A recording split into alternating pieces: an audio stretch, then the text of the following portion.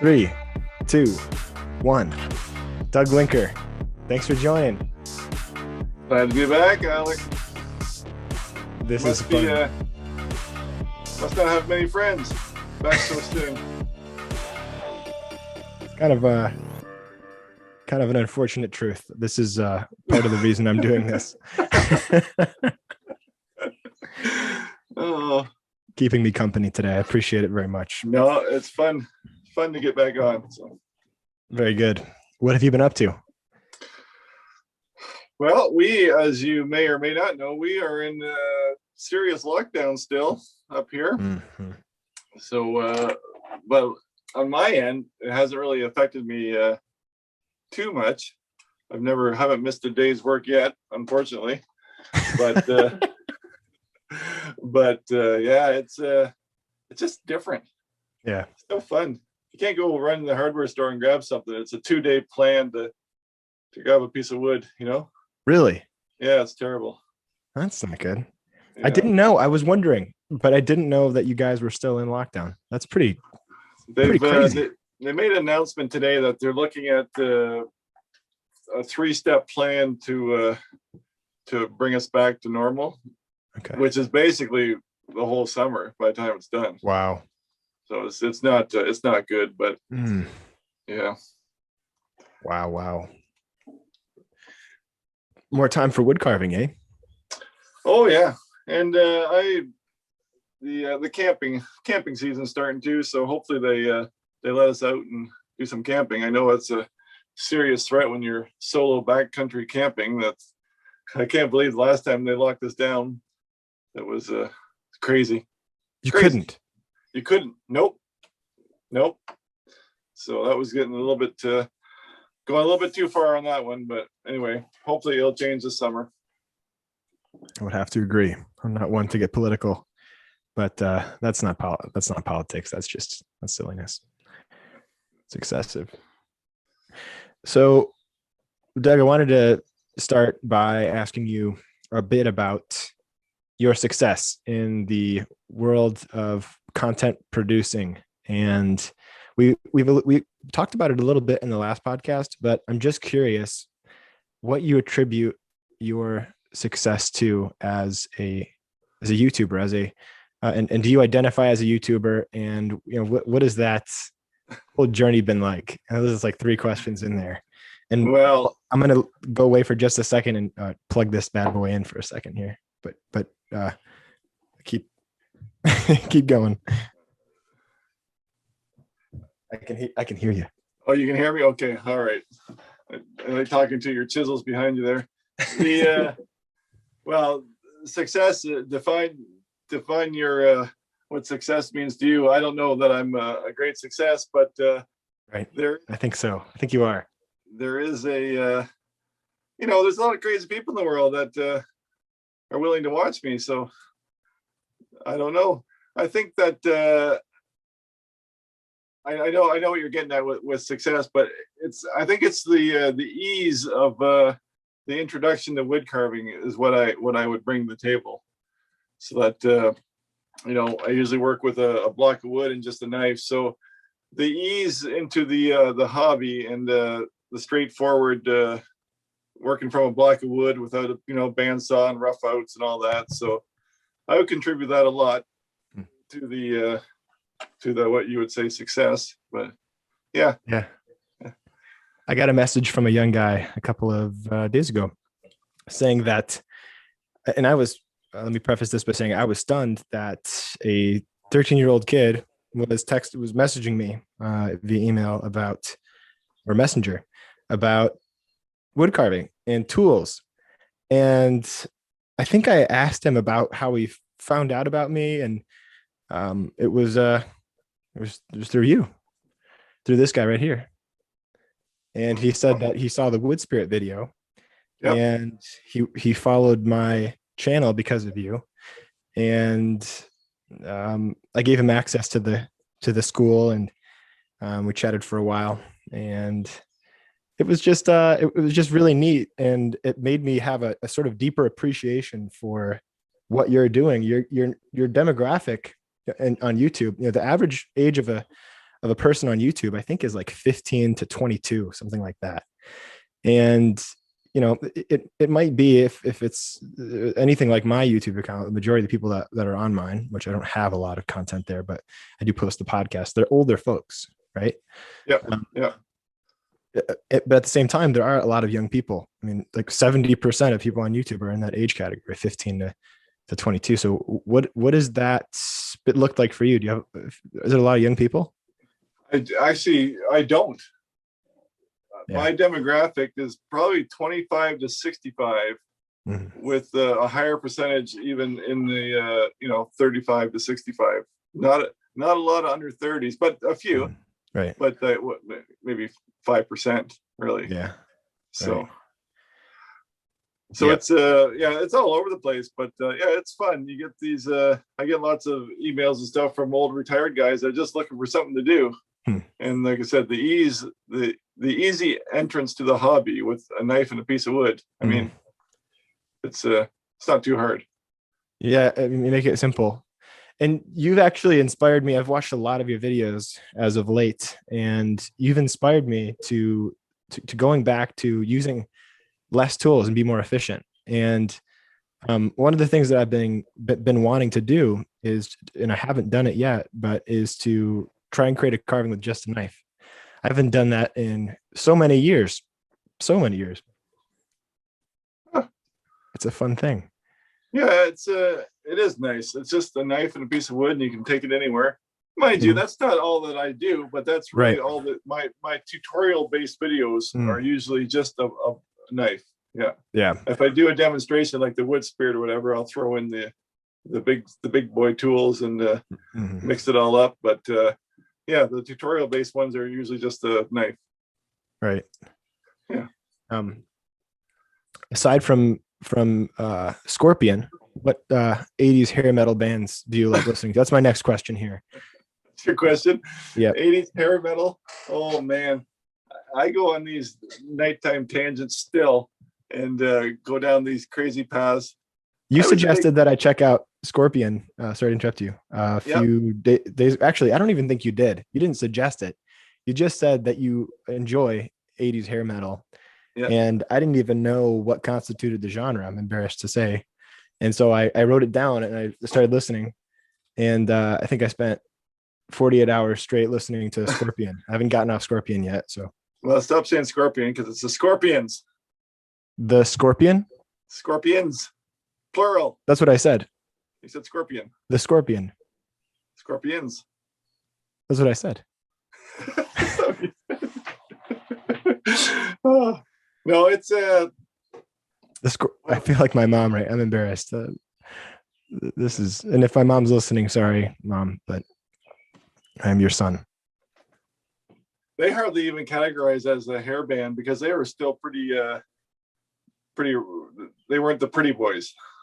The pretty boys were with the teased hair.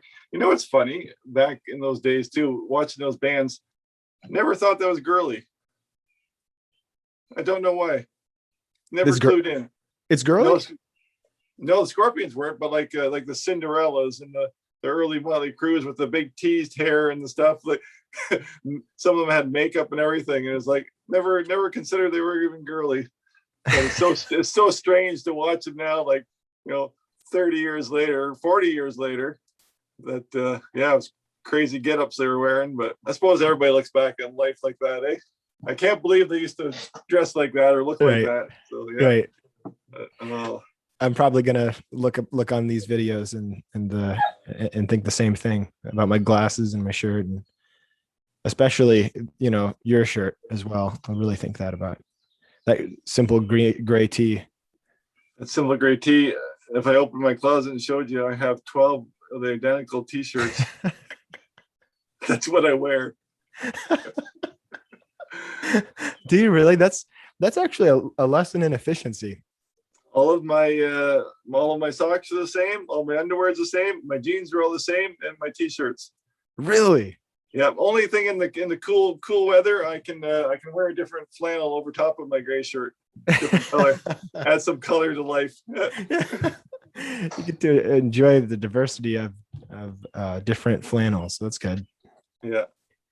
I've I've toyed with that idea, but I've never committed to that idea of just having a limited wardrobe. That's a cool idea. Well, it got to the point where people were sending me their shirts for just to wear, Right. and I was like, you just become an advertisement, and for even brands, big brands and stuff. I was like, for what? Right. So anyway, do you endeavor in the paid sponsorships and all that stuff in the YouTube world, and how does that work? I have never. In fact, I find it people who do like it's a real turnoff. Yeah. Very lucrative though, right? So if right. if YouTube is your income, go for it, right? Right. But for me, like, I think we talked about last time that the transition, like I was more of an outdoors channel and switching into carving over the last 5 years. And that was enough to keep everybody, displeased if they were outdoors people or if they were just carving people. Throw in some grooming products or something and having me talk about it, or the ones that they send me all the time are so crazy. I laugh just going, I can't even imagine me doing the sponsorship, like it'd just be hilarious. Absolutely love to see it. Oh, it would just be brutal. Brutal. You could do a solid beard wax little ad in one of your outdoors things. That'd be cool. Yeah, no, there's lots of those kinds of things out there, and especially video games too. Lots of video game ones. Really? Like, yeah. So are they looking at your channel before they determine who to send? I can't imagine. I think they're just looking by subscriber count or something and just throwing it out there and seeing what sticks. But yeah, I would be the worst video game guy. I wouldn't even know how to hold the thing in my hand to play the game. Holding it upside down. I really love this game, guys. I just love this game. Yeah, it's just a game. I play this game all the time. Yeah. Is it done yet? Yeah. Cut. Yeah. Yeah, no, that'd be horrible. But anyway, no, I've just chosen not to do those at this point anyway. Right. If I ever really needed money or whatever, like I said, they are lucrative for sure. Sure. Very, very lucrative. But we're still in the hobby / stage. I don't want to I don't know what else to say about that. No, I can totally understand that. That is sort of a turnoff when someone's going on about a product and you're really trying to learn about something, and then they go, and by the way, this has been sponsored by, and you're like, oh, yeah, man. Not that you're not entitled to it though. I've kind of been changing my mind. I've been backing off a little bit lately on my, it's free for everyone kind of thing. But after you've done videos yourself, like the hours and hours that you put in. Oh my gosh. So I don't mind anymore. I don't mind asking there's a nice, cool little thing called Buy Me a Coffee. And I don't mind saying that in the video now. Like, if this helped you out, if you want to, you don't have to, but if you want to buy me a coffee, buy me a coffee. So I don't mind that after I put, 25 hours into a video, so. Also the conversations we've had in the past, you make videos and then you get, in the first few hours, you get thousands and thousands of likes and views, and, and then I've heard you, go, man, this one's, it didn't really do as well. And it's like a girlfriend complaining about getting an A-. I can't relate. It hurts me.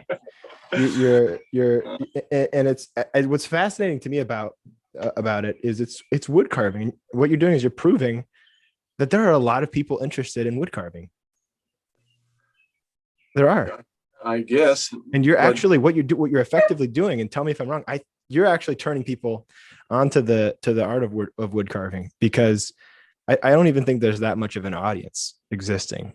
And a lot of people, from what I'm hearing, are inspired to try carving through stumbling on your videos. And that's an effective. Yeah, no, I do believe that, because I get piles and piles of emails of people just starting out. Yeah, I don't like I said, I even like the established wood carvers probably don't watch my channel. There's nothing. If you're a professional wood carver, there's nothing for you on my channel.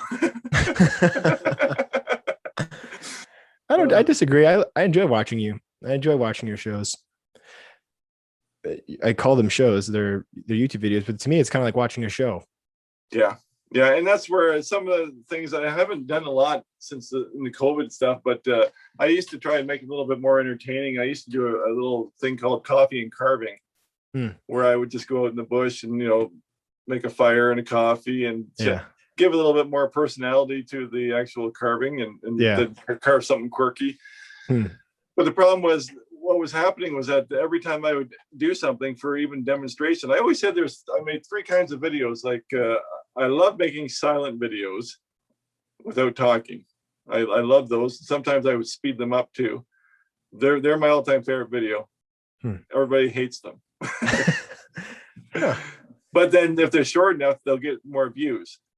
The other type is like the demonstration, like the coffee and carving, like that wood spirit one. I said, I'm not teaching you. This is just me doing it. If you want to be taught, go see Alec. Oh man, that's seriously clever though, because I've done video. People are very, should I say, like they're very. People can be harsh on YouTube, right? Oh yeah.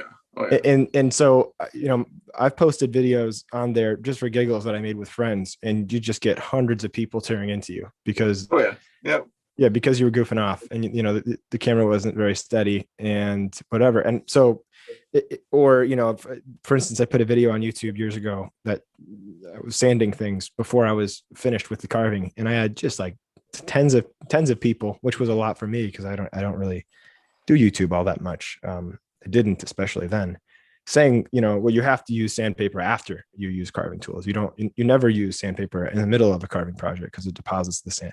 And I was kind of like, yeah, I know that, but I was just having fun. It was a challenge video. The whole point was to make a carving in 10 minutes. Just trying something. Yeah, I was just having fun. But like I was saying, so the other is the tutorial. Right. So, but what I was finding was every time you do a demonstration, they beg for the tutorial. Yeah. And so that's why I said, like, I'm keeping if I kind of hold on to the knife and a block of wood mentality, and if I can just keep that separate as demonstrations, everything else, I think that's a happy spot for me. And maybe down the road we'll take it a little bit farther, but I think we got miles to go with just the knife. So and that's what's fun about carving is I don't know if you experience this, but I have people asking me, why don't you experiment with other genres or other types of things to carve? Because I carve a lot of faces, human faces. And my honest answer is, as soon as I feel like I've figured it out, because I don't feel like I figured it out. Right. And that's sort of some people might think that's sort of like, oh, he's been doing it for a long time and not have figured out one thing, 14 or whatever years of carving. But to me, that's fun. I like the fact that, I can work on something and not feel like I've gained mastery over it. It's continually challenging, and there's new things to notice and new problems that come up, and, there's always more to learn, and it would be boring otherwise. Right. Yeah, for sure. And like you said, just expressions alone, how many expressions are there? Like there's so much to learn. And I think last time we talked too, it was like, I always lean towards the quirky side of things and the goofy and cartoony things. But since I've been playing with the bark and the wood spirits, whenever, I'm kind of enjoying getting a little bit serious and actually trying to make real faces and whatnot. And that's a whole nother world. You can't just slap cartoon eyes on it and call it done. Like it's every crease and wrinkle, and there's so much to go on. But carving is just too huge, because I have to keep myself contained into one area, because I could be off spoon carving and then down with the chainsaw on a block of wood, and it just goes on and on and on, Right.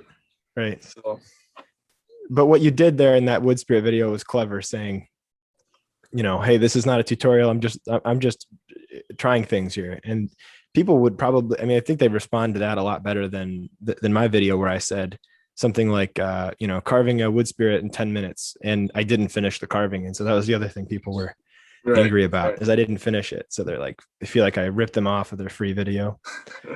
Exactly. That's right. The free video. Yeah. So I changed I edited the header to say carving a wood spirit and attempting to carve a wood spirit in 10 minutes. So hopefully people they've kind of let up since I wrote that on there. So you got to try to pad your headers there. You don't want to sound too cocky, right? All right. Yeah. So you actually started out in building and in finish carpentry, right? Yes. Yeah. That's my trade is a trim carpenter. Yeah. Trim carpenter. Yep. That's, like interior trim work and doors and railings and window trims and baseboards and, the whole finished carpentry inside of the house. Yeah. Yeah. And so you mostly, do you have any desire to continue building? Is that something that you foresee yourself doing in the future or more carving now? Yeah. No. I'm done. Enough of that. I'm out. Yep. I won't even do videos on stuff even related to it. Really? Was there a time? To my own detriment. One of my buddies he has a YouTube channel and he is a flooring installer, and he did a video called "How to Install Baseboards the Right Way." Yeah. And he's a flooring floor layer, carpet layer, and he did a video on my trade and got a couple million views. I was like, oh, why didn't I do that? and how to trim a window, the same idea. You got a couple huge videos. And I'm like, yeah, but yeah, no desire. Well, it's useful stuff. It's useful stuff. But I feel you. There's something about, I'm not a finished carpenter. I'm a hobbyist, rough carpenter and a hobbyist finished carpenter. But yeah, there's something about, carving where each piece is totally unique. Everything, each cut is each angle is kind of incalculable, and there's something, the sum of its parts, either the final result is greater than the sum of its parts, and that's fun to create content from. It's like there's a lot of creativity in there. Yeah, I tend to before I do a video, I like to do a few. If it's a simple carving, I like to do a few of them first. Yeah. So that on video, if you're teaching something, you should know what you're doing. Right. And so I usually have all of the cuts. And another thing is the measurements too. I always have the measurements of where this starts and where this starts. So it's it's almost paint by number, just each step of the way. But yeah, you really do. Yeah, you have. It isn't all pie in the sky. There's definitely a metric that you can use to apply to your projects and help people. I realize this is audio, but this is my block. Now, so I'm showing Alec. It's a wooden block. It's about 2 inches by 2 inches, right? The 1.5 inch square by 4 inches tall, and it has all the details for to make a little monster. I love that. It's a one-eyed little purple monster. That's a one-eyed monster. But see what I mean? That's and awesome. Again, I know this is audio, but I'm showing 4 of the same looking guys. Awesome. Right? Check out the YouTube video for the visuals here. You have to see it on the YouTube video, but I got 4 of these little monsters, and that's from that block of wood. So it still gives you freedom to give them character. I love that. But the body is there, right? Oh, that's all from the same block that you showed me at first? That's all that from that block, those marks on that block. That's cool. It's just about the depth of your cuts. Now each one will hold something. Like a flower or a lollipop or whatever. It's removable? Yep, they're all removable. And I haven't finished making all the accoutrements to, like I said, probably a lollipop and who knows. Those are so cool. Yeah. But that's just fun, right? The goofy little monsters. I'm a 50-year-old man carving little blue monsters, and it's amazing. It's fun. Right? Yeah. People love it. I mean, they absolutely adore it. And I said right from the beginning, like I've built mansions. Yeah. I built mansions, beautiful houses with beautiful staircases. There's nothing fun than carving a little monster, a little a little man. Like, Yeah, I feel so 100%. much joy and satisfaction from carving some silly little carving than building Yeah, something great, you know. sure. I feel you there. I mean, I have a similar feeling sometimes about the esotericness of what I'm doing. And there is a reward at the end of making something that turns out. I mean, there's a little dance party that happens in the studio, sometimes. It's it's not self-indulgent. I mean, it's not like oh my gosh, look how good I am. But it's like, I just made something that's cool. Oh yeah, no, it's not. Yeah. It's never about how good am I. I'm like, I can't Right. believe Exactly. how good he is. Yes, He's it's so the opposite. cute. It's like, I didn't know I could do that every Yeah, time. that's- Yep. And Because then isn't one it true more- that there's this sort of inherent thing, like you're like, oh, I hope this, but maybe you don't have this. But like for me, when I'm making something, there's a part of me, no matter how planned it is, no matter how many times I've done it, I'm like, I hope this works out. Oh yeah. Oh, 100%. Like last week I was on a female gnome kick. Well, there's a gnome. I don't know where. I'm going to show you. Yeah, pull it out. Let's see it. I got to pull it out, and I got her all done. So I did 6 of these female gnomes, and I looked at this one here, and I said, "Well, you have to die," and I cut her head off. Oh, no, what'd you do that for? For fun. This is rewarding. Yeah. You can't live. You're too ugly. So I still do that all the time. But it's like some medieval execution of the carvings a you couple, don't like. A couple wrong cuts can just take that face from something cute to just something wicked looking at you. Like, I don't like you. I'm gonna cut your head off. 20 cents of wood. I was entertained carving it, so it's all good.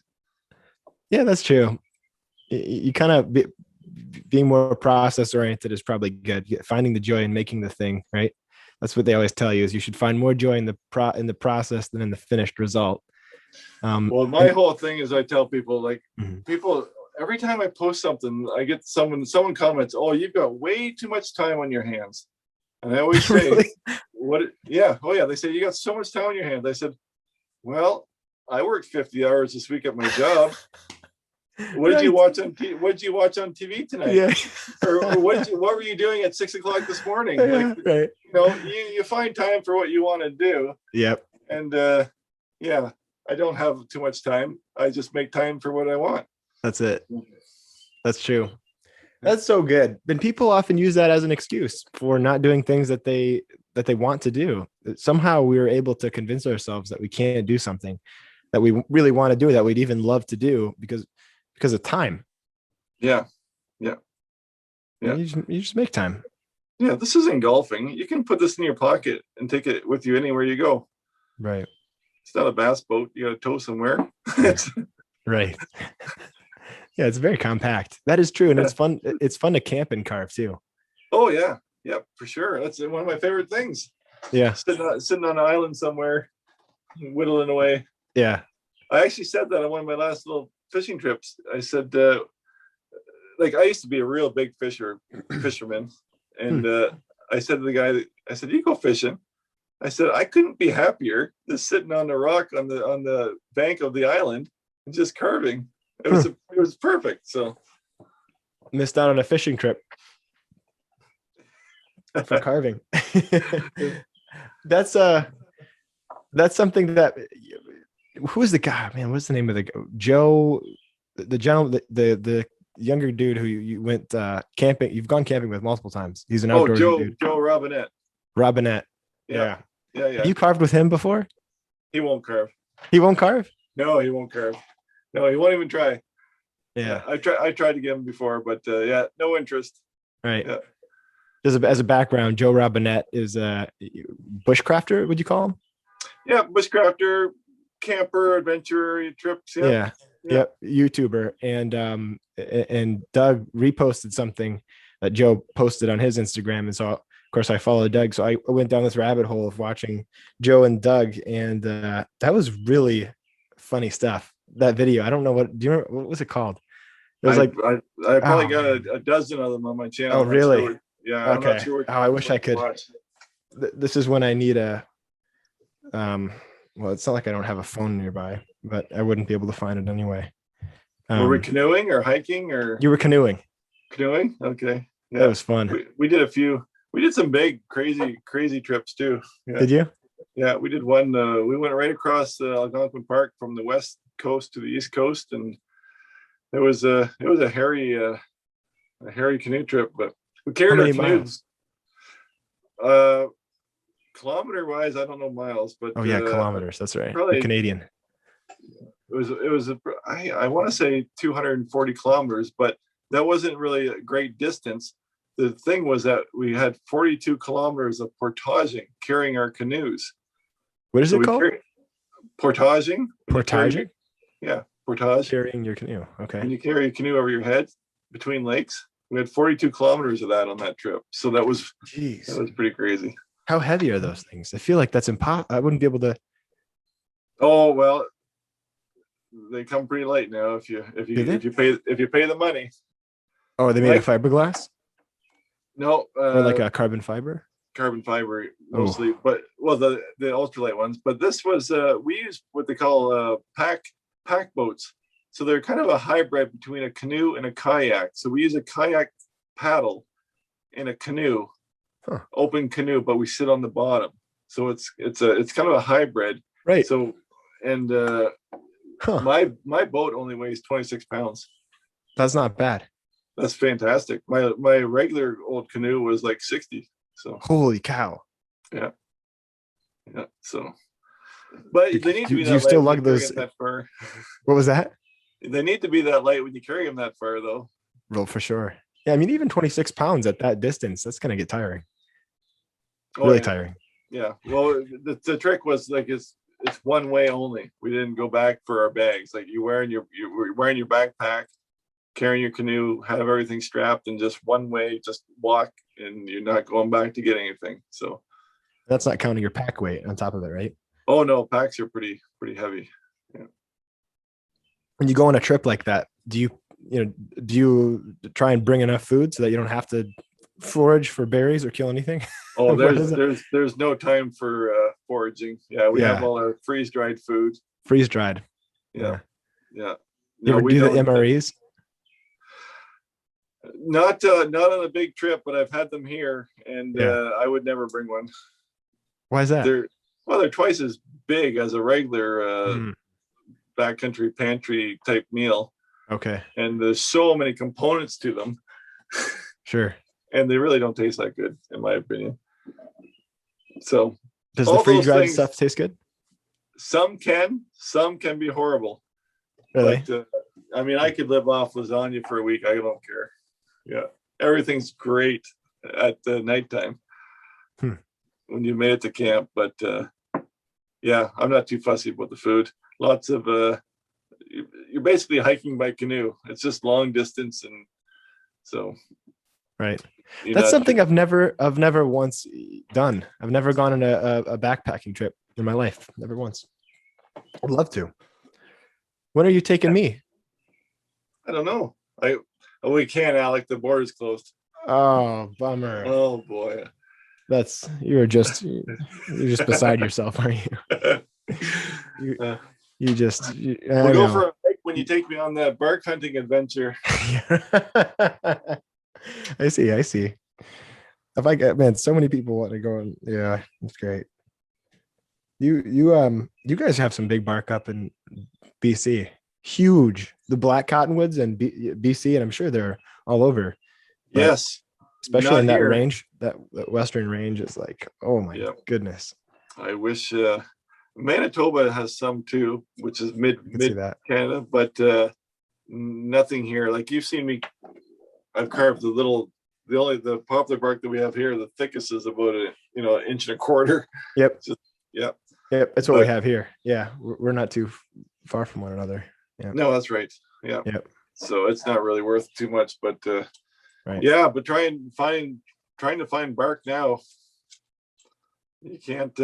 My supplier, of course, I told you about that. I did a box opening video one time, and haven't been able to buy bark since. Really? Yeah. Oh, because that's right. Because what you did is you made the mistake of I telling gave away my supplier. a name that we shall not mention. Lesson Here. learned. That's right. Oh man, so that's why all my students are bugging me for new sources. Yeah, it's I think we've established this before. I'm having deja vu. well, if a person out west was wanting to make some bucks, that's it'd be fun. I would love to do that though. Would you? Yeah, It'd be a fun thing to film too. just to find a tree and just the amount of bark on a tree, Alec. My goodness, like it's ridiculous, right? Like some trees you can fill a truck. It's true. One tree. Yeah. That's what's so fun about it is you're always worried when you're trekking out or you're starting out. You know, it's a 6,000 mile journey for me from Michigan all the way to the far northwestern corner of Montana, and that's including detours, right? It's not 6,000 miles straight there and back. But you're freaked out that you're not going to find anything because it is. I mean, it's kind of a crapshoot because what you need, it's not just finding cottonwood trees, right? You need trees that are huge. They're massive. I mean, they're like 4, 6, 8 feet in diameter. You know, sometimes they're just crazy, and they have to be dead. Yep. And they have to be on public property or private property with permission. Dead, about 3 years dead, right? Is that what they said? Yeah, at least a while, long enough for it to delaminate. I don't know what the right term is, but come apart from the bark, from the tree itself. But yeah, maybe we should do that. Maybe we should go on a camping trip or a bark collection trip. Yeah, that's my housemate would be jealous because we usually go. It's kind of our thing now. Oh yeah, no, I'm just teasing you. As long as you bring me a box, Okay. Bring me some bark. I'm starting to like the idea though. You can't back out. I'm just teasing. All right. Well, when you said I was trying to get you to dance with me a little thinking bit. About 6,000 miles in a vehicle with you. I'm like, good grief. Is it fun or is it punishment? I haven't decided yet. We're still early on in our getting to know each other. Well, we'd get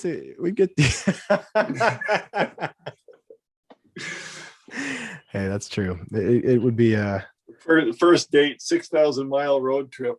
That would be great. Yeah, we should at least meet in person first. What if I just totally reek? Never know. Never know. It could be bad. But we'll maybe we'll just time. We got time. Yeah. We'll work out the details later. Were you always never? You were definitely the brakes in your relationships in the past, but before you're meeting your wife, I can feel it. Well, let's not talk about that. Okay. That is in my notes here to talk about your ex-girlfriends, but we'll back out of that. All right. Okay. Who's your favorite wood carver?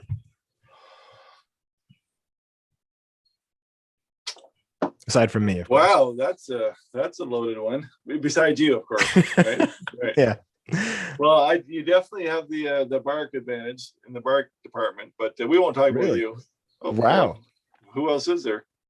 Lucas Cost. I don't really know very many bark. Lucas Cost is freaking tastic. Did you see that little womb, that baby in the womb that he did? Yeah. That's cool. Yeah, it's I'm scared of that stuff. And quick too, though, eh? Like he's learned quick. Yeah, exactly. I believe I've watched him start till now, right? In the last couple of years, like if that long. People like that kind of scare me a little bit. They make me uncomfortable. It's like you can learn those skills that quickly. If my first 2 years into carving were like that, I'd be an even bigger pain in the butt than I am now. I'd be so cocky. It's frustrating because I've talked to people saying this carving is amazing, and they're like, I started carving watching your videos, and I'm like, well, what happened to me? Come on. Oh man, my favorite part about our last interview is how self-disparaging you were, and then how many people commented Doug's full of crap. He's an amazing artist. You got to check him out. On my channels, messaging me, and I'm like, I know Doug. I know what he does. Like, Well, I guess I didn't enforce it enough. You're a master of what you do. well, I totally don't accept that, but I'll let it slide. No, but it's true though. Like you have to be self-deprecating to some extent. Yeah. Just if you told me how great you were, we're done. Nobody wants to hear you say that you're good, but I don't say that I'm good. I'm good for a beginner. I've learned to accept that. For a beginner carver, I can get you going. You're gonna rile up all the comment people again saying that. But stuff. I've been camped out in the beginner carving, so I've never, like I said, remember I was talking about holding something back for myself to keep myself entertained, and that's kind of what the bark carving is for me too. Just to just no camera, just practice on something different, just to try and hone a little extra that I can't really pursue when I'm trying. Like I just made 5 easy to make monsters this week, so I haven't done like carving to really challenge to go further, you know what I mean? Right. But we can jump back to your question about the carvers. Like it all depends what genre they're in, like I have a few different favorites. Like I'm a real big fan of flat plane carvers. Mm-hmm. And it looks like such a simple way to carve, but it's not. One of two of my favorite flat plane guys are well, of course, I'll start off like Gene Messer is the guy who got me into carving, and I always hold him in high esteem. But as far as like really heavy flat planes, I have a Dry Creek Carving. His name's John Overby. Orvy with a V? No, Overby. John Overby. Yeah, it's Dry Creek Carving on Facebook and Instagram. And of course, Harley Refsall, who he would probably credit Harley for getting him started down his path. So Harley's 2 guys. Harley's amazing. Yeah, he is. And the very again, not the most, like he presents the book. I have all of his books, and it's presented very attainable. So I think it's princes and kings have his work. I think it's where is he from? He's from Norway or maybe Finland. No, somewhere Scandinavian, right? No, he teaches there, and he has all these honor. He has all these honorary things from those countries. But he's like, he's definitely American. I'm not sure if he's Iowa or something like that. Yeah, that's cool. I for some reason I thought he was from those Scandinavian countries, one of them. Yeah, I was signed up for a class for him, and I couldn't. I ended up coming at the folk school up in Minnesota. Is it Minnesota? There's one in Arkansas. Is it the one in Arkansas? No. It's right. So I know of the John C. Campbell, which is in one end of the states, but this is the North House. Okay. I think it's up in. I think it's Minnesota. Okay. Yeah. Where's Grand Marais? I'm not sure. But anyway, up that way. I know I was gonna go on a road trip, and I was gonna stop at Duluth Pack on the way, and but anyway, he teaches there. But I hear that he's slowing down and he's not teaching as much. So hopefully, I haven't missed a chance to take a class with him, because that'd be great. No, he's he's still, from what I understand, he's supposed to be teaching at an event. Possibly, I don't know. Don't quote me on this, but he's supposed to teach at an event somewhere down south. He was brought up at an event that I'm teaching at, and I'm not sure if he'll be there or not. But North House Folk School. Yep, that's it. Yep. They have all kinds of, those schools are so fun. I've never been to one yet, but when I read their catalog, I just want to take every class they offer. Yep. It's amazing the stuff that they're doing. Like, yeah, I've never been to one either. Okay, this is in Canada. No, I think. Oh no, it isn't. No, it's in. You're right. It's in Minnesota. You're totally right. Wow, it's way up. Imagine that. I'm right. Yeah, I it's hard to believe, but well, once in a while. No, yeah, good memory. It's not far from it looks like the nearest city is Thunder Bay Yeah, well, that's or Grand Portage. Okay. yeah, I'd probably go through the States. I wouldn't go up around the Thunder Bay. That's a drive. Is it? It'd be 24 hours just to Thunder Bay for me. Yeah. Now we're talking Montana trip length. Yeah. That's a lot. So I don't suppose we should discuss the logistics of our trip. That we're Probably definitely not on the, no, we wouldn't want a whole, we public wouldn't want forum. everybody following us. An entourage with you. You'd probably. My mom would probably follow us if I told everyone my exact coordinates for the endurance of the trip. That's about it. Maybe my girlfriend if I invited her, but I wouldn't have anyone interested probably. Could you imagine what wood carving Can you imagine what wood carving paparazzi would look like? It's kind of scary, actually. They probably wouldn't have much of a life, would they? If that was their the career path that they ended up on, the paparazzi for wood carvers, very slow, methodical.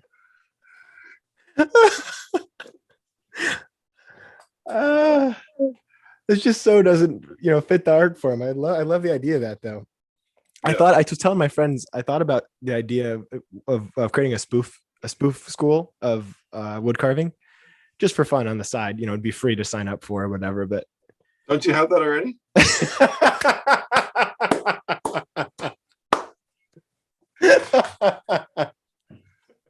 How dare you? How dare you? That was a good one. Good really? Me. Yeah. It was pretty good. It was pretty good.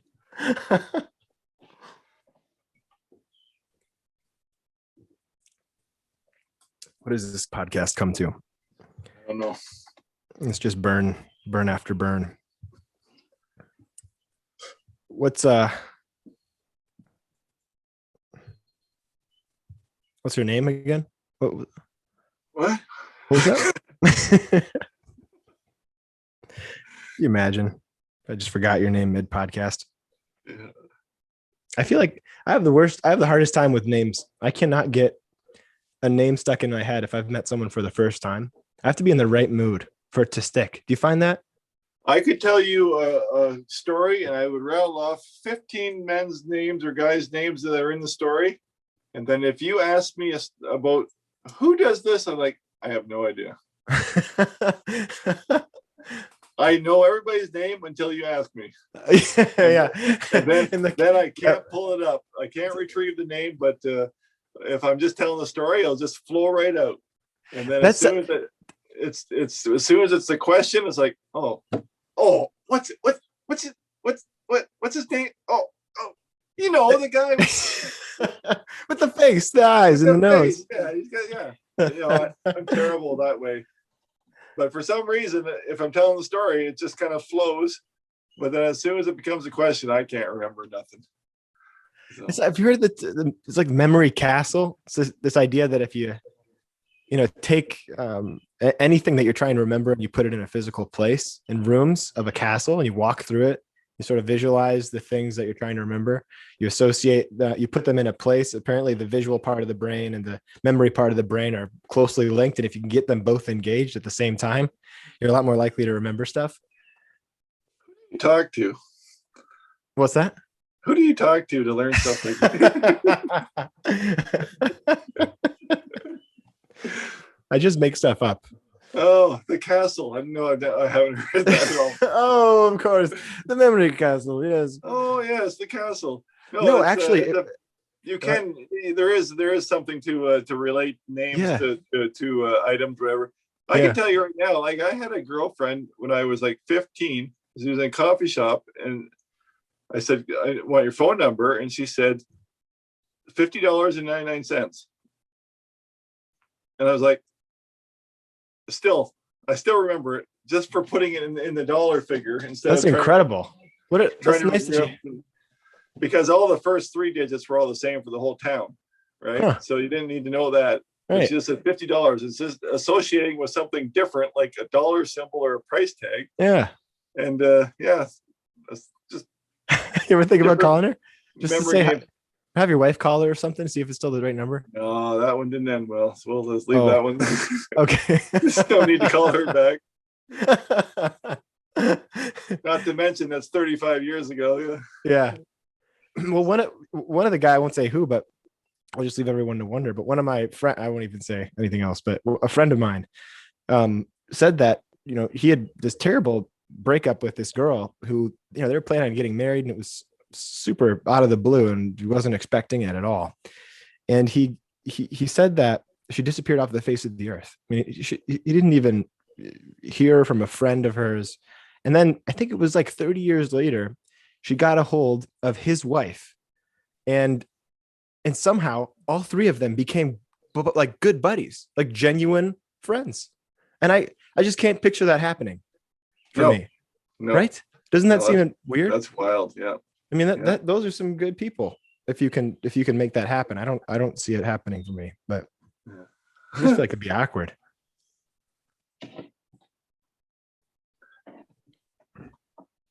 How do we segue out of that? I don't know. That was a different tangent there. Yeah. So what are you working on? Well, I just finished a commission for Shroud of Turin. Mm-hmm. I did see a picture of that. Yeah. Yeah. And so it's funny. I made the first version of it, and I thought, well, I'm going to be clever. I'm going to turn it into a video. And I turned it into a wood carving lesson for the school. And at the very end of the video, I was kind of starting to detail the hair, as I do on the beard. And the chin was a little short, didn't look quite right. And so I said that in the video. And I sent the client who commissioned the piece to begin with a picture of it. And she's an artist. And of course, she says, yeah, could you, I don't know that, and she went on and said all these nice things about it. Of course, first, like, I really like the way you composed it and the way the bark looks. And but that chin. Yeah. And that's when, it's gonna, we have this thing in a lot of teachers of wood carving meet for this international carvers congress every year in Makokata, Iowa. And that compliment is basically universally known to mean that you're not doing very well. If someone comes around and says, wow, what a nice piece of wood you picked for that. That's nice. It just means there's absolutely nothing else that you could come up with at all to. So she said that she gave me that's what a wonderful piece of wood you picked, but that doesn't have a strong enough chin. So I've not had this problem in years. I've not had to, and it's not a brag. I'm usually able to fix things. If someone doesn't like something, usually I can, shrink it down a little bit, but it was, such a carving that I couldn't, well, I can just show, I'm looking at it right now. Oh, this was the carving. Yeah. Right? So again, not a very strong chin. If you look at the Shroud of Turin, there's a lot of controversy around whether it's real or not. But if you look at the Shroud of Turin, it doesn't quite look like that. So version 2, obviously, I decided to start the carving over, and she was really pleased with that idea. And so this is the longer version of it. And so she was happier with that. And we put the rays on the top of it so that it looks like light's emanating from it. And so that was my last thing. And then I started on a big chainsaw carving, which I think I showed you. Yeah, I did see that. Yeah. Yeah. I saw on your Instagram that you had a little boy on a chainsaw there too. Oh yeah, Sam. Yeah, Sam is my little apprentice. He's oh yeah. Yeah, he's what, 14, maybe he's 15 now, because I'm trying to remember how old you have to be to have to start driver's training, because he just started. So I think he's 15. I should know this stuff. But he's been really into wood carving. I mean, he's in the minority of young people, obviously, who even know about wood carving, but he picked up carving, really one of those guys who picked it up quickly, really, really quickly. That's great. I'm so jealous of even you.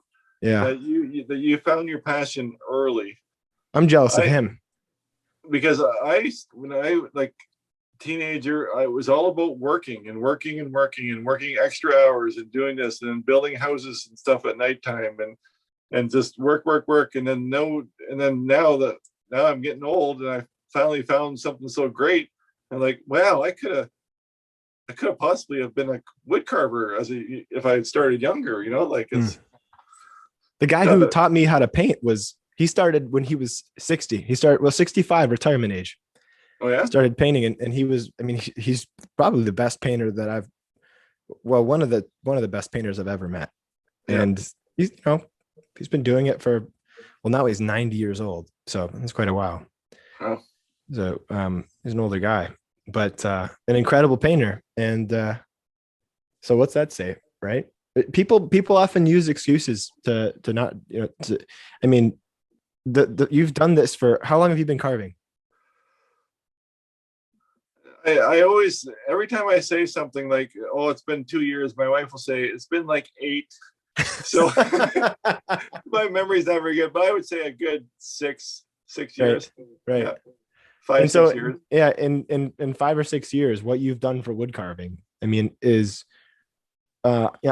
truly, I don't know anyone who's done more for wood carving than you have in the span of time that you've been carving. And you started late, as far as, or actually in the world of carving, you started early, but according to my demographics, according to your demographics. Yeah. So that's pretty cool. Part of the reason I compliment you so much is you hate it, and it makes you so uncomfortable. It sure does. Yeah. I just love watching you turn, get uncomfortable over there. But it's true. Yeah. I mean, it is true, and so it's inspiring. You've definitely inspired me to capture the process too, I mean, of what I'm doing, because you've got the art form of creating the content, and most people aren't interested. I'm sorry, the carving, but then you've got the content, and most people don't pay very much attention or have all that much interest in producing the content. That's another art form in and of itself. Well, perhaps you're right, but I look at it more like I have lots of carving books. Yeah. And I look at pictures quickly. I just flip through them. Like I never have sat and read a carving book.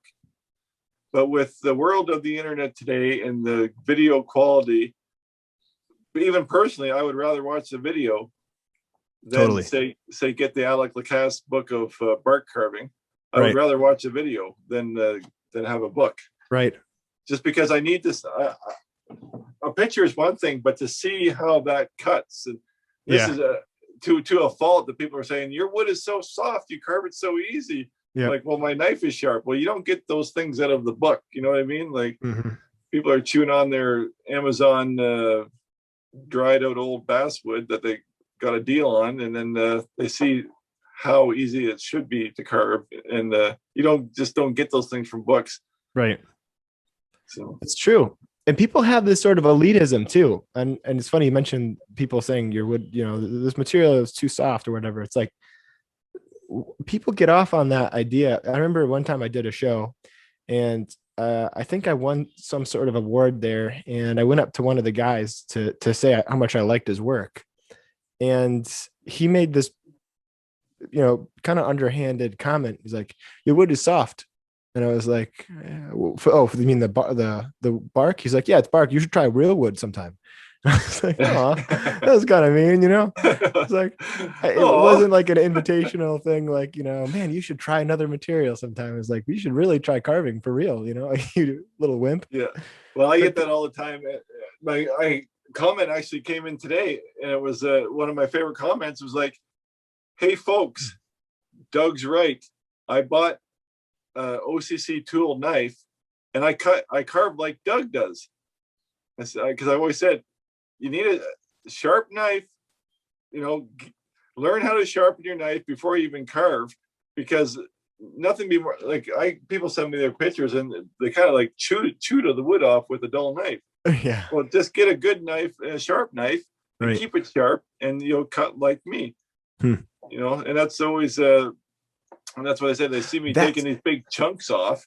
Yes. And they're like, how do you do that? And I'm saying, well, two things I always say, and I hate saying it because I always feel like I don't know, but I always say I've got old man construction hands to start with, right? I don't have 12-year-old boy hands. I've got old, gnarly man hands that I've been, and so I got more strength, but a sharp knife and a good piece of wood. And they, you know, they just can't. They get all excited. They order a piece of wood off Amazon. And it's old and gnarly, and then they have a junk old knife that their grandfather gave them, but they don't know how to sharpen it.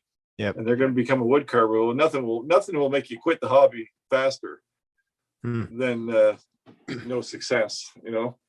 Yep, I agree. I think, you know, dull tools, and for me, I'm still learning. I've used to say to people, you know, it took me, you know, about 2 or 3 years before I felt comfortable enough to, you know, to say that. Well, realistically, probably 6 years of carving before I felt like I could at least show someone something, right? Before I even felt like I could present it, and then even maybe show someone a tip or two about carving. But it took me a lot longer, maybe double that, to feel like I had any proficiency in sharpening, because of just all the tools and just feeling like I really was quick and efficient and just really slick with all the forms and making them proportional. But even now, I mean, I spent an entire day going through probably 60 or 50 of my tools and sharpening. And I started out with the intent of making every angle perfect and getting the shapes just right on. And probably 2 or 3 tools in, I was like, screw this. I mean, I can't even, it's going to take me, you know, 4 or 5 days to sharpen all these tools with that level of perfection, you know, as long as they hold an edge. Exactly. Yep. And I made a video a couple of weeks back too, saying about carving knives. And I'm like, it's not even about the name brand. It's just a good knife that you can sharpen proficiently. Because I always say it's not about it's a tool. It's a tool in your hands. You're the carver. That's just a tool to get you to the thing, to the party. But I always tell the story. I was in Africa and I watched this guy carving a giraffe with this handmade adze, with this big 5-inch adze head on there. And that guy was so perfect. Like every stroke, every hit was, and it only comes with practice. It's the most primitive tool ever. And he was creating art with this handmade, only a 1-inch blade on this adze that had like a 5-inch arch on it. Wow. And just perfection carving. Wow. So I'm just saying, it's learning to carve. It's not all about the tool. It's the practice. But again, the sharp tool. Right. So he was swinging at it. He was swinging. Yeah. Swinging. Yeah. He's amazing. What? Yeah. Yeah. You know what an adze is? I don't. Okay. An adze. One sec.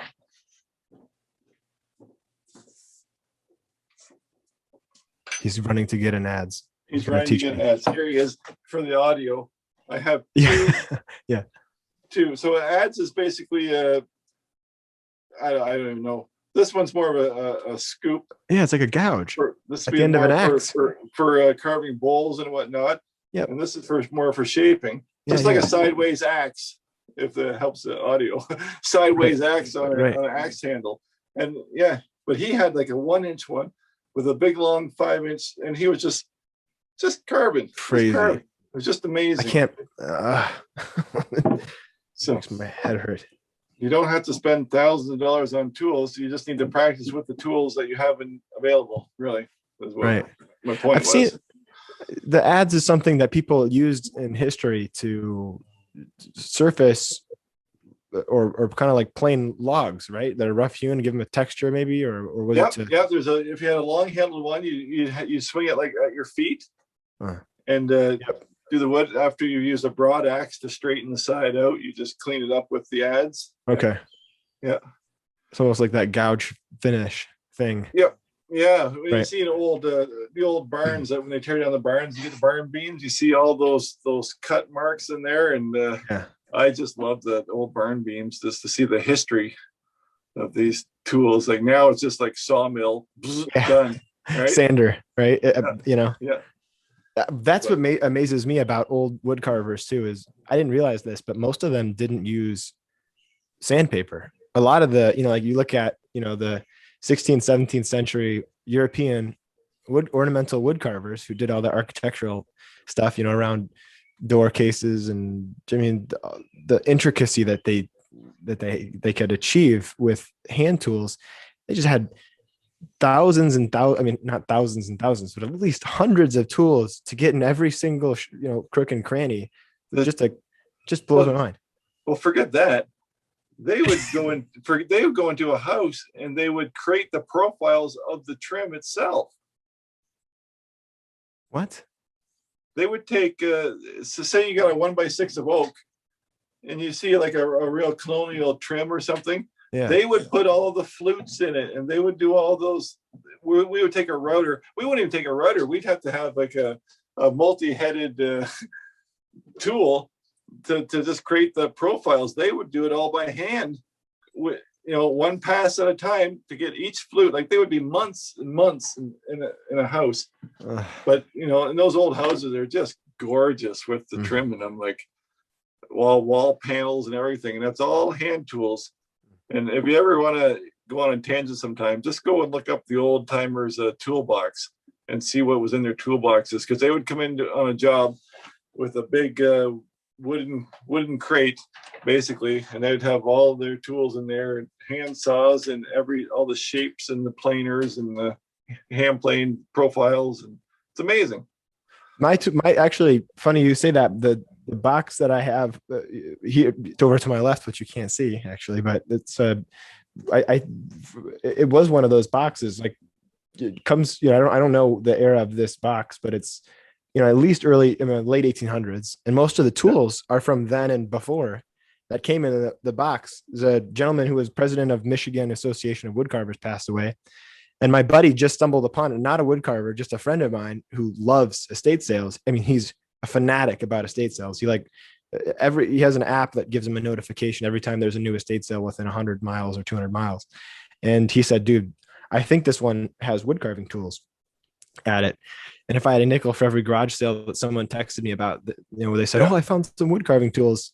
Yeah. And I show up and there's there's like a 4-piece set of new Stanley, flat chisels. It's like, oh God, I came out here for this. But sure enough, there was an entire basement, and this guy sold carving tools, and there was an entire basement full of tools.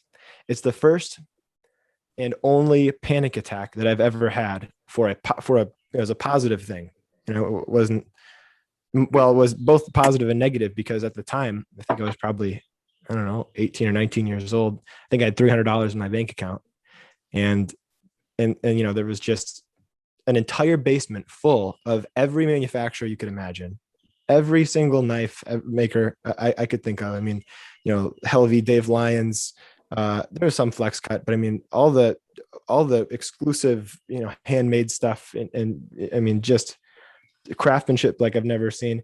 And it was all just sitting there, and a bunch of old people were just walking on right by it and just kind of going, oh, look at this, and then carrying these, like candles that looked like roosters and stuff. And I'm just like, I don't know what to do. And my friend who had been, into this, he was like, here's what you do. You grab a bucket and you fill it with tools, and you find one of the guys with the purple shirt on who runs this deal. He doesn't know what these are. He doesn't know the value, and you just make him an offer. So I filled a bucket of knives, and then I took this old box full of these old tools, and I said, hey, will you take $400 for this? I was super ashamed to even ask for that. And he was like, yeah, that's good. That works. I was like, I was just beside myself. So I got really lucky. But it's fun to think about the tools that I have were used by people who did this for a living, but 200 years ago, or 100, at least 150 plus years ago. You've got some good old English stuff there, eh? Yep.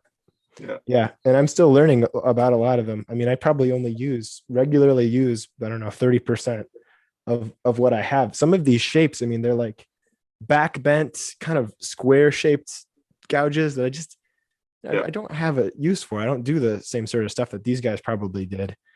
And, but I mean, they had to have that to not have, to be able to get these shapes that they were getting. They had to have tools that were of those same profiles.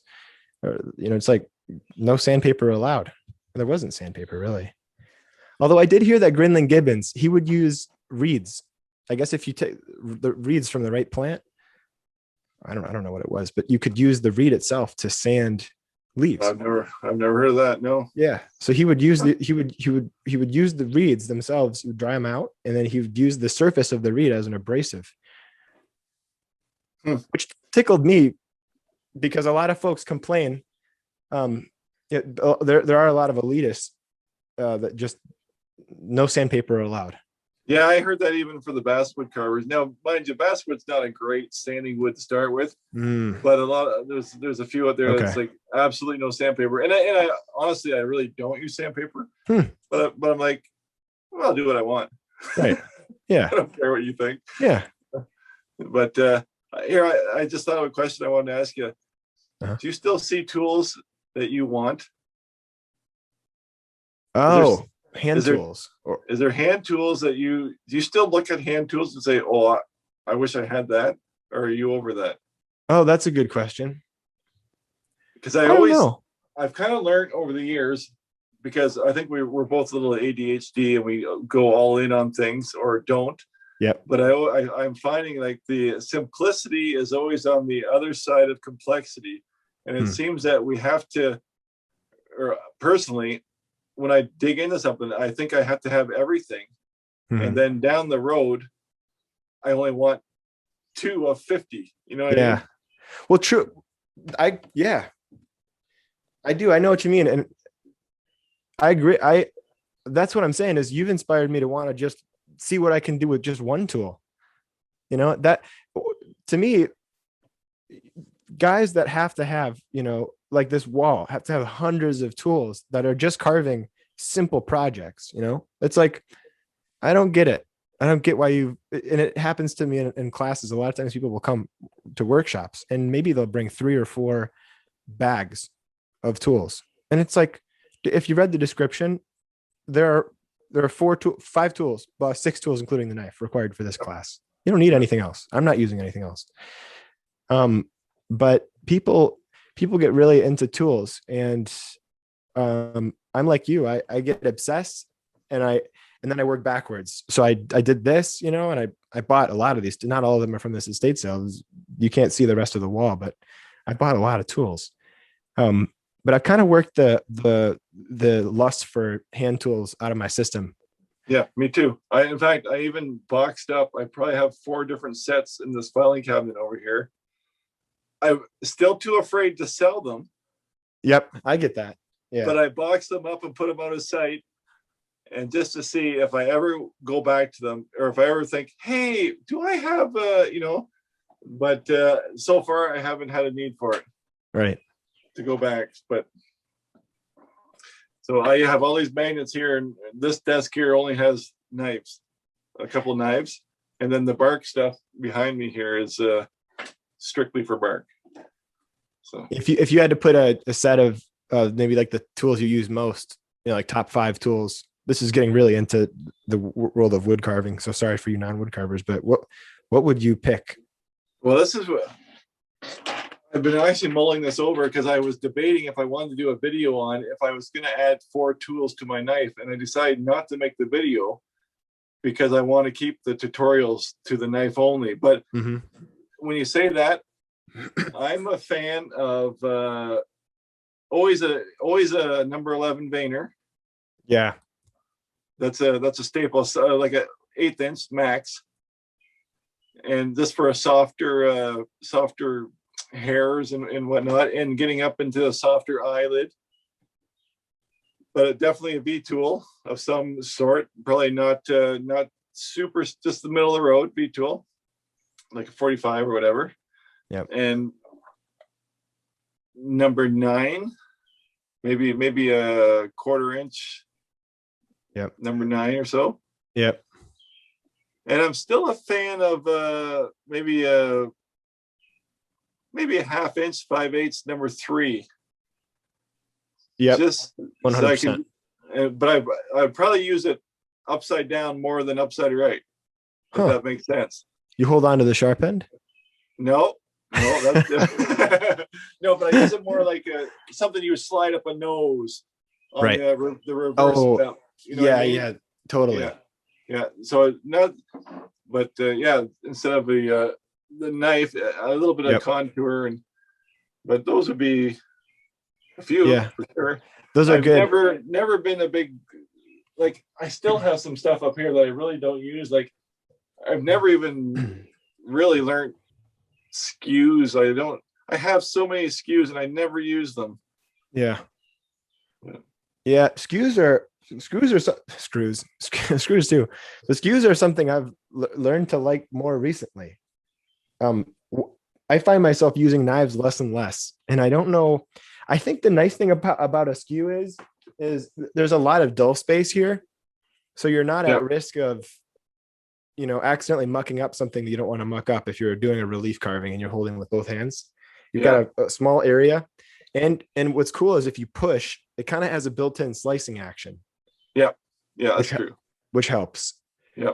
So that's the reason I've started. But I for years I didn't really even play with these, and when people said, oh, the Europeans, they don't even know what a knife is. They use skews. I was always like, that sounds elitist, but there is and we've talked about this a couple of times, but this is my favorite skew. Well, I want that. Actually, that's not, I wouldn't call that a true skew. That's more like a skew knife, right? You take me on one of your camping trips. So this is when you were doing one of your demonstrations for the International Association of Woodcarvers, we had this whole chat thing going. Mm-hmm. This is the one that's available now. Okay. This is the Rick Jansen OCC tool. And I thought that was the same tool, but you're right. It's got a round thing. This is round and yours is pointed, and I like yours better.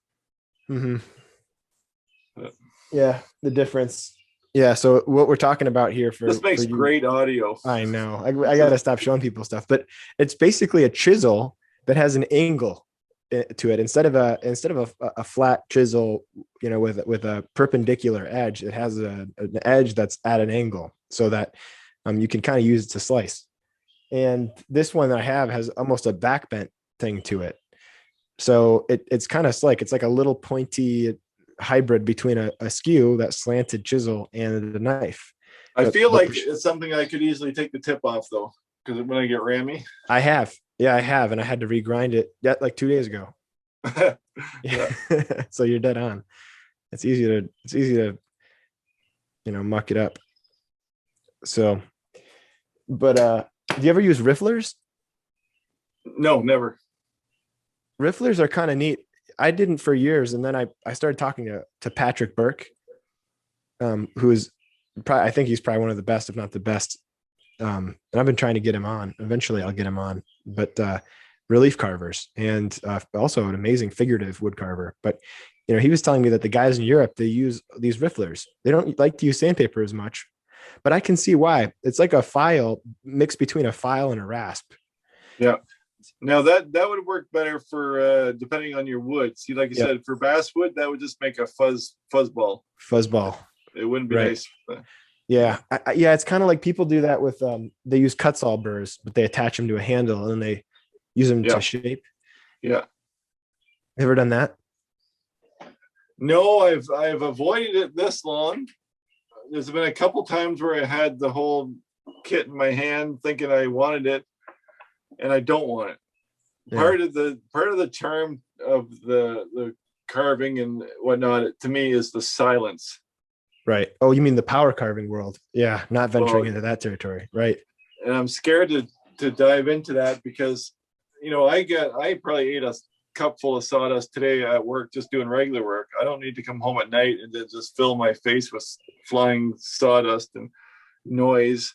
I just want to just relax and whittle away an evening. Yeah. But I am tempted every time, like, especially every time we go to the beach, probably more in the winter and in the fall than we'll see it all summer, because we're not really beach people, but we love collecting driftwood and stones and stuff on the beach as a family. It's always one of our favorite things to do. We go for a drive, we go to the beach and collect driftwood. But I got all this driftwood and I see an eye here and I see an eye there. And it's just something I'm just not ready to stick my knife into. And I thought a little power burr would get to shape something in there nice instead of trying to hack at it with a knife. Yep. It's probably got some sand in there too and whatnot. And That's what still intrigues me about going the power carving route, is just found wood, like driftwood and stuff, that you could really punch in an eye where you would be really difficult with small hand tools. Yeah, I mean, imagine carving a pine knot with a gouge and a knife. It'd be like the worst day ever. Yeah. Have you heard of Nancy Tuttle? Nope. Oh my gosh.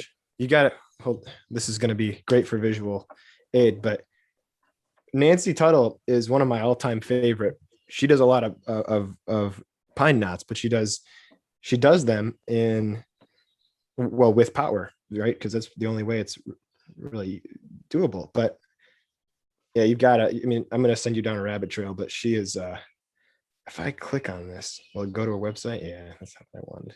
Anyway, send it to me.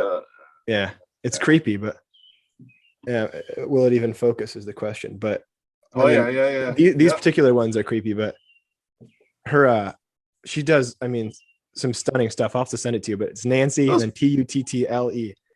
That's fantastic. Those pine knots, that might as well be 4-inch thick cottonwood bark here in my land of hardwoods. Right. I don't have pine trees.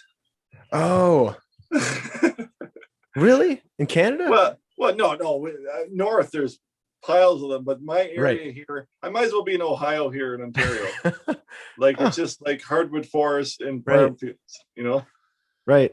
So we don't have the conifers and whatnot, other than ornamentals, really.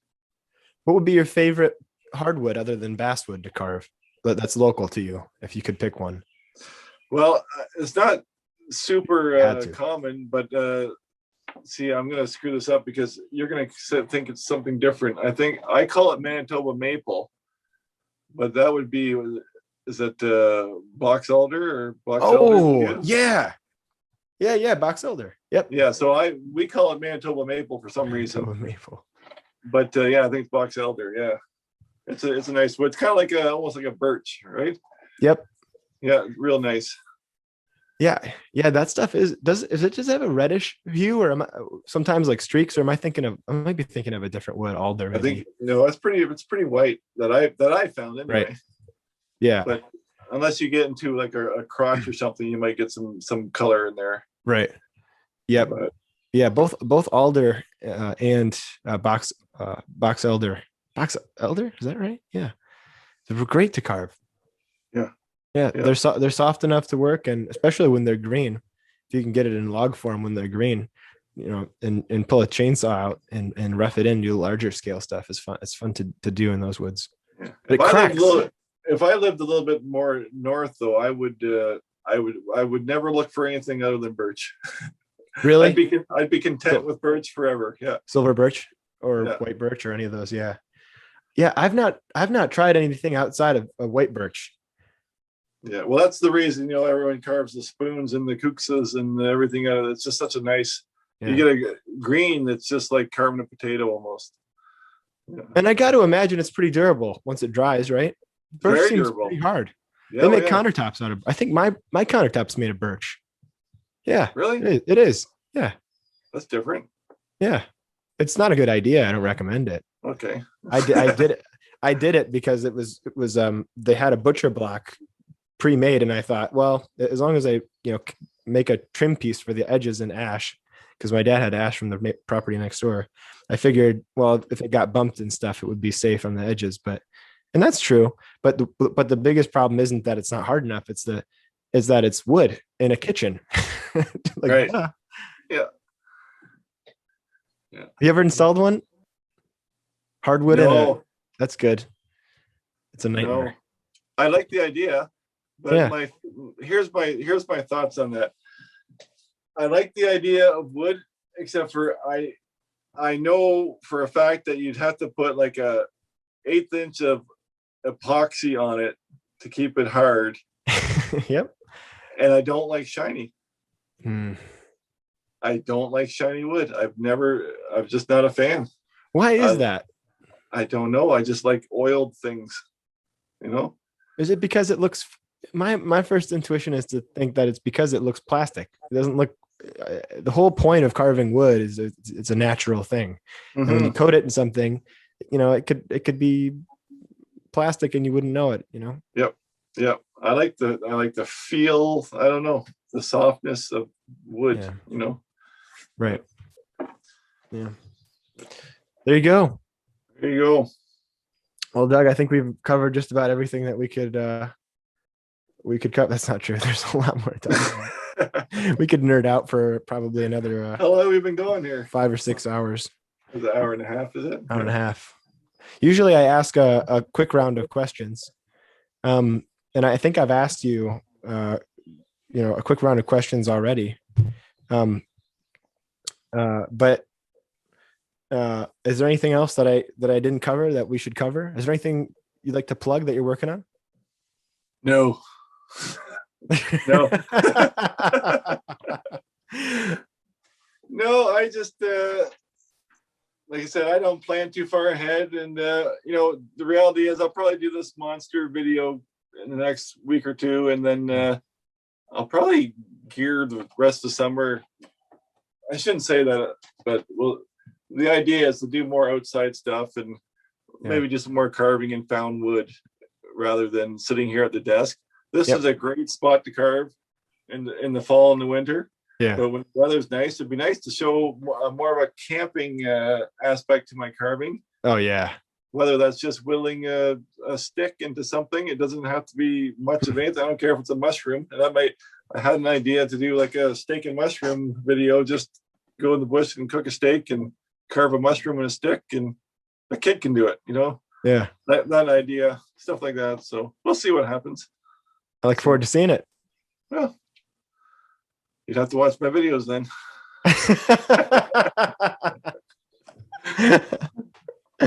Doug, you are the man. Thank you so much for taking the time to do this. And it's always fun. And you can call me back in 3 weeks when you got nobody left again. Yeah, right. At the bottom of the barrel. It'll just end up being the Alec and Doug show. All right. And with that, I bid you adieu. Drop the mic.